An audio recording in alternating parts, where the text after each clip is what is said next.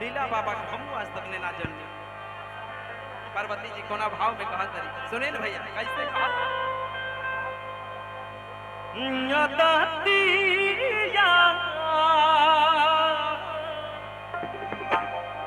हमसे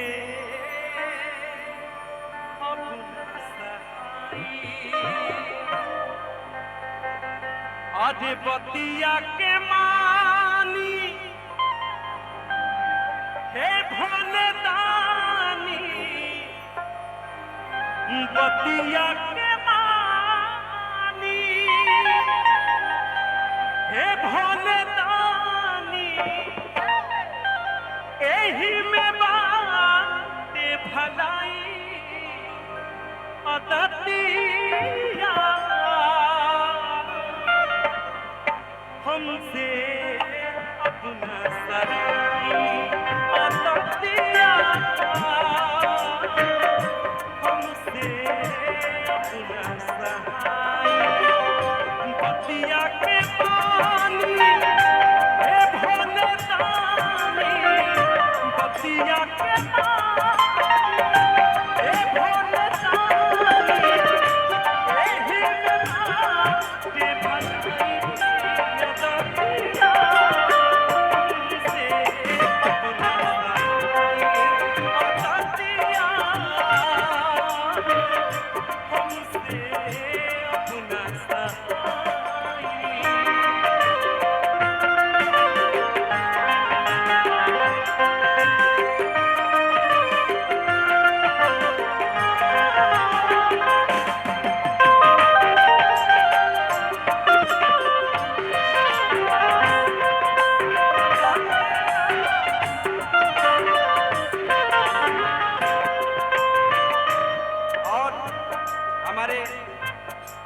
मनीष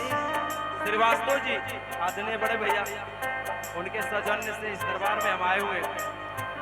उनका लिखा गीत और आप सबके आशीर्वाद मिलेगा क्या राजवा कुछ गावेला ओया तक पहुंचनी जहां हम सपनों में ना सोचले रही सुनील भैया मुंबई के गोरेगांव में जब शूटिंग होत रहे सुर संग्राम महुआ चैनल की अगर हम जानत रहे कि छोटा मोटा गांव से चल के हवे जाइल बनी ये लइका कहता मिले कवन मेवा जी महादेवा गांजा भंगिया में दाओ